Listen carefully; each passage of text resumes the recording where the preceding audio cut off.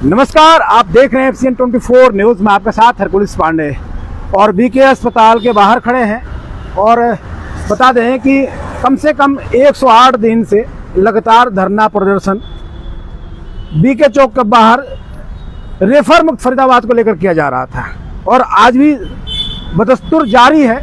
और सरकार के लोकसभा चुनाव, विधानसभा चुनाव, तमाम अब निकाय चुनाव भी संपन्न हो चुका है। और यहाँ तक आपको बता दें कि 13 तारीख को बजट सत्र भी समापन हो चुका है और सदन में बैठक चल रही है मंत्रियों की, विधायकों की। लेकिन मुद्दा क्या है कि आखिर रेफर मुक्त फरीदाबाद को लेकर किसी विधायक, मंत्री ने आखिर आवाज़ उठाया या नहीं, और क्या ये ट्रॉमा सेंटर की मांग 108 दिन पूरा हो गया है, क्या ये तपस्या का मांग जो है कि ट्रॉमा सेंटर आखिर कब मिलेगा, कब होगा पूरा, तमाम चीज़ों पे बातचीत करने के लिए हमारे साथ हैं, धरना दे रहे हैं, सामाजिक संस्थाओं के साथ जुड़ के और अपने पूरे तन मन धन सब कुछ लगा दिया। जो ठंड से लेकर गर्मी का मौसम आ गया, लेकिन अभी तक शायद उनको कब तक उनको इंतजार करना पड़ेगा, इसे तंबू तान के धरना देते। सतीश चोपड़ा जी हैं, बातचीत करेंगे। सतीश जी नमस्कार। जी नमस्कार सर, ठंड के वो दिन देखा आपने, बरसात के मौसम देखा आपने, और रात दिन एक करके आप 24 घंटा धरना दिए और धरना के साथ साथ आपने भूख हड़ताल भी किया, मुंडन भी करवाया, तरह तरह के आपने, कहा जाए एक तरह से लोगों की तरफ से कि आडंबर किया आपने। आडंबर इसलिए कह रहा हूँ क्योंकि लोगों को लग रहा है, लेकिन आपने अपने निजी फायदा तो नहीं आपका था, समाज को और सरकार से कहीं ना कहीं जुड़ने का और उनकी जो समस्याएं थी लोगों की, वो कहीं ना कहीं सरकार तक पहुँचाने का प्रयास किया आपने, जिससे ट्रॉमा सेंटर, IPD और साहब मेडिकल कॉलेज की जो समस्याएं थी उसको कहीं ना कहीं आप सरकार तक उजागर करने की कोशिश किया कि उससे मांग कहीं ना कहीं सरकार माने। और जहाँ तक मेरा मानना है कुछ मांगों के साथ मान लिया गया है। तो अब क्या लग रहा है, 108 दिन हो चुका है, किस तरह से देख रहे हैं, सरकार ने कुछ सुध-बुध ली या नहीं? देखिए, केंद्र सरकार तो गंभीर दिख रही है इन मुद्दों के ऊपर, परंतु जो स्टेट गवर्नमेंट है उसने अपनी जो भूमिका है सही तरीके से नहीं निभाई। अभी तक तो बजट में यही नजर आया जी। क्योंकि पिछली बार जो था 6.2 था टोटल हमारे उसका बजट का स्वास्थ्य पे, अब 5.2 है। अच्छा, तो देखिए बजट वो इंक्रीज करना चाहिए था, क्योंकि यहाँ मूलभूत सुविधाओं के अंदर सुधार के लिए बहुत ज़्यादा ज़रूरत है। जैसे कि आप बता दें, ICU फंक्शनल नहीं है, डॉक्टर्स हमारे पास सुपर स्पेशलिस्ट नहीं है, स्पेशलिस्ट डॉक्टरों का अभाव है, दवाइयाँ यहाँ पूरी नहीं रहती। छांसा मेडिकल कॉलेज में 85 डॉक्टर के पद हैं, सिर्फ 35 भरे हुए हैं। हम लोगों ने बहुत संघर्ष किया, तो वहाँ सिर्फ जनरल IPD शुरू हुई, OT और ICU आज भी फंक्शनल नहीं हुआ। अब केंद्र सरकार ने 201 करोड़ रुपए इन्हें दिया, तो इन्होंने बोला कि उस 201 करोड़ रुपए में से 26.70 लाख रुपया खर्च किया जाएगा और 14 जिलों में ट्रोमा केयर और ट्रोमा सेंटर बनाए जाएंगे, जिसमें हमारी 4 CHC में ट्रोमा केयर की बात चल रही है और एक जो हमारा बीके अस्पताल है, सिविल अस्पताल फरीदाबाद, उसमें ट्रोमा सेंटर बनाया जा रहा है। जी। परंतु आपको बता दें, इसमें बहुत बड़ा झोल है।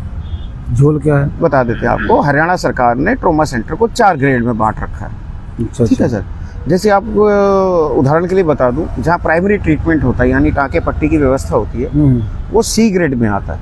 वो भी एक ट्रोमा सेंटर कहा जा सकता है उसको, है ना। उसके बाद आता है ट्रोमा केयर सेंटर, जहाँ माइनर छोटा मोटा जो है उसको सर्जरी वगैरह और छोटा मोटा जो ICU की फंक्शन कर सकते हैं उसको वहाँ पे, जैसे वो हमें CHC में बात चल रही है। और बीके के अंदर जो ट्रोमा सेंटर बनाया जा रहा है वो B ग्रेड का बनाया जा रहा है, 2nd ग्रेड का। और हमारी लड़ाई थी कि A ग्रेड का ट्रोमा सेंटर मिले ताकि लोगों के प्राण बच सके। अच्छा, मतलब ये मान सकते हैं कि आपकी जो मांग थी वो मांग को माना गया है, पर आधी अधूरी है। सीटिंग की बात करें तो सीटिंग की कितनी सीट का जो ट्रोमा मैं बता दें, तो ये 10 बेड का जो है ट्रोमा सेंटर बना रहे हैं, तो बिल्कुल अपर्याप्त है। एक तो ग्रेड A ग्रेड का नहीं है, दूसरा बेडों की संख्या बहुत कम है यहाँ पे। और तीसरी बात ये, अब जो सरकार ने और घोषणा की थी कि 170 करोड़ जो बचेगा उसमें से 201 करोड़ में से 170 पॉइंट कुछ पैसा बचेगा, तो उसमें से ये जो है एम्बुलेंस खरीदी जाएंगी, जिसमें लाइफ सपोर्ट सिस्टम होगा, जिसमें वेंटिलेटर होगा। और आपको भी ज्ञात है और मुझे भी ज्ञात है कि यहाँ जो नॉर्मल एम्बुलेंस है उसको चलाने के लिए इनके पास चालक नहीं है ना। बीच बीच में जब ज्यादा जरूरत पड़ी तो इन्होंने रोडवेज से चालक मंगाए, फिर वो वापस चले गए। तो कई तो एम्बुलेंस यहाँ खड़ी कंडम हो गई, चलाने के लिए नहीं था। मतलब सरकार के रेवेन्यू का नुकसान करते हैं। बिल्कुल। अभी यही बता रहे हैं ना, 171 करोड़ का अगर जो आप एम्बुलेंस वगैरह लाइफ सपोर्ट सिस्टम वाली खरीदेंगे तो उसको चलाने के लिए चालक भी चाहिए, EMT भी चाहिए और डॉक्टर की टीम भी चाहिए होती है, क्योंकि वेंटिलेटर को करने के लिए सारी वेंटिलेटर की जो होती है उसके साथ तो एक डॉक्टर साथ रहता है ना, सपोर्ट टीम चाहिए होती है, उसके अंदर पैरामेडिकल स्टाफ होता है। तो वो सब तो अभी अगर वो सब कुछ हमारे पास होता तो हमारे आईसीयू फंक्शन हो जाते पहले, ऐसे फंक्शन हो जाते हैं, है ना। क्या लग रहा है? वो मेरे को यही लग रहा है कि 170 करोड़ रुपया भी जो आप एम्बुलेंस पे लगा रहे हैं, कहीं वो बट्टे खाते में ना चला जाए, वो एम्बुलेंस ऐसे खड़ी ना रह जाए। धूल फाकने के लिए कहीं अंदेशा तो यही है कि अभी तक के आप जो हालात देखते हैं, सुनने में जो सूत्रों से भी भी जानकारी मिल रही है कि जो ट्रॉमा सेंटर की जो बातें मानी गई है जी, वो इसी बिल्डिंग में कहीं ना कहीं एडजस्टमेंट किया जाएगा, कोई नई बिल्डिंग बनाने की नहीं। देखिए वही हम कह रहे हैं कि नई बिल्डिंग बनाई नहीं जा रही, और आपको जान के बहुत हैरानी होगी, पहले ये 2014 में 200 बेड का अस्पताल था, आज आप काउंट करेंगे 200 से कम बेड मिलेंगे आपको, है ना। कि कुछ तो है डायलिसिस सेंटर बन गया, हार्ट सेंटर बन गया, कमी है डॉक्टर, हाँ हार्ट सेंटर बन गया, और आपका जो है आईसीयू बन गया, उसमें ताले लगे हुए हैं, तो वो भी तो जगह शॉर्ट होती गई।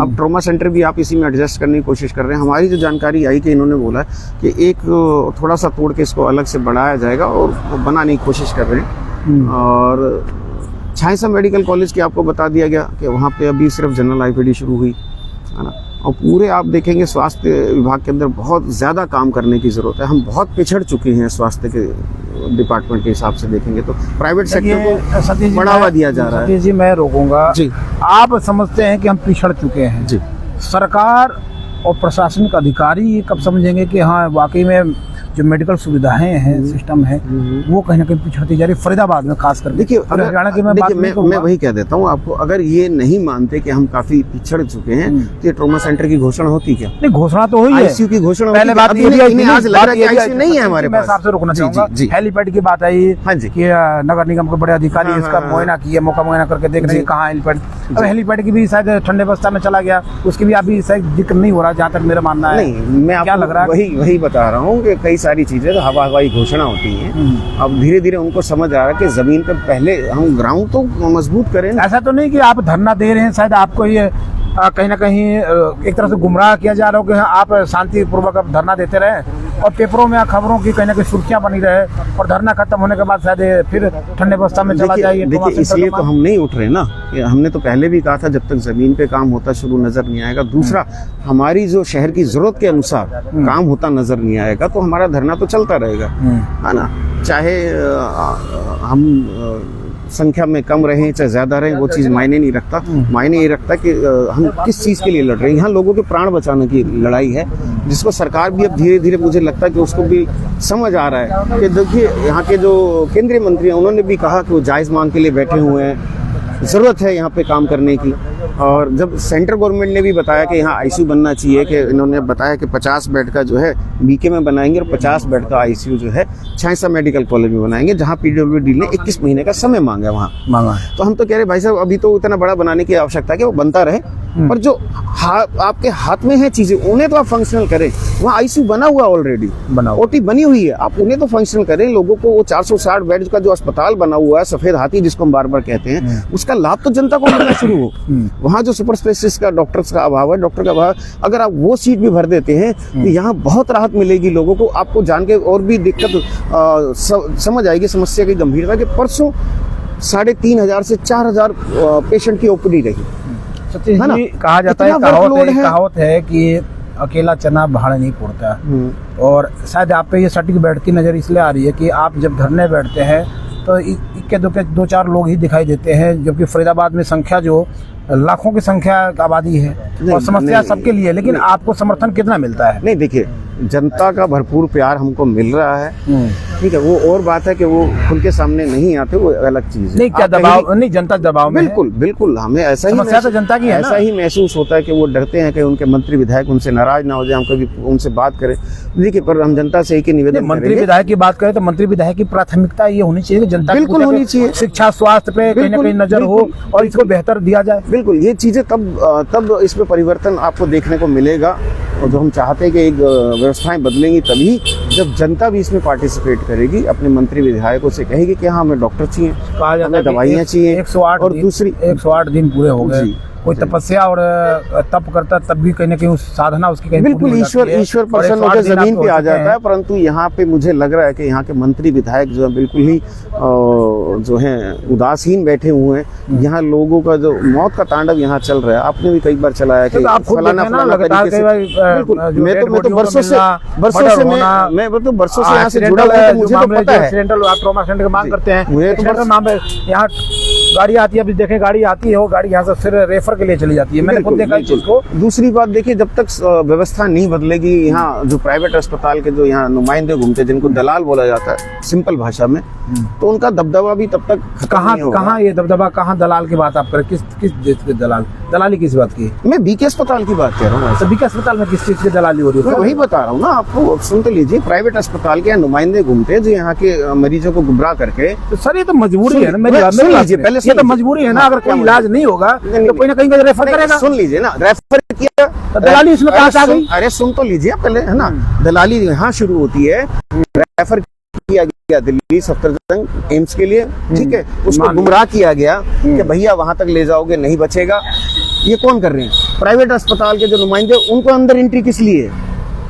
आप कैसे कह सकते हैं? नहीं, आप कैसे कह सकते हैं कि इस तरह का काम होता है, दलाली होती है? आप कैसे होता है? हम तो कह रहे हैं कि प्रशासन हमारा साथ दे, हम तो उनको पकड़वाने को राजी हैं। प्रशासन साथ तो दे। तो क्या मतलब प्रशासन पे भी आप आरोप लगा रहे हैं? प्रशासन जब तक साथ नहीं देगा, हम इसको, इस प्रथा को कैसे बंद कर पाएंगे? मजबूरी को सत्य जी, मैं साफ कहूंगा, मजबूरी को किसी चीज का नाम देना ये सही नहीं है। नहीं, मजबूरी एक अलग चीज है कि आपके पास संसाधन नहीं थे, आपने रेफर कर दिया। पर अगर वो इतना ही सक्षम होता तो वो प्राइवेट अस्पताल यहाँ क्यों आता? ठीक है। फिर यहाँ जो प्राइवेट अस्पताल के नुमाइंदे घूम रहे हैं, क्या वो लीगल है? घूम सकते हैं? नहीं, लीगल तो नहीं है। खैर, फिर वो लोगों को गुमराह कर सकते हैं? क्या इमरजेंसी में घूम सकते हैं प्राइवेट एम्बुलेंस के चालक? आपने कभी, आपके पास कोई फुटेज है? अरे सर, मैंने तो कई बार दिखा दिए। अपनी क्यों नहीं सीसीटीवी फुटेज चेक करते? इनमें डेली दिख जाएगा, रात को यहाँ घूम रहे हैं, दिन को यहाँ घूम रहे हैं। सीएमओ बिल्कुल लिखित आपने दिया है? हमने आपके सामने भी पीछे भी खुलासा किया था कि हमने सीएमओ साहब को एक शिकायत दी, तो उन्होंने लेटर भी इशू किया था। आपने ही चलाया था? अच्छा, हाँ, चलाया था ना, इशू किया था कि ये जो लोग घूम रहे हैं, क्या उसका कोई संज्ञान लिया? अरे साहब, हम वही तो कह रहे हैं कि वो जमीन पे नहीं उतर पा रही चीजें।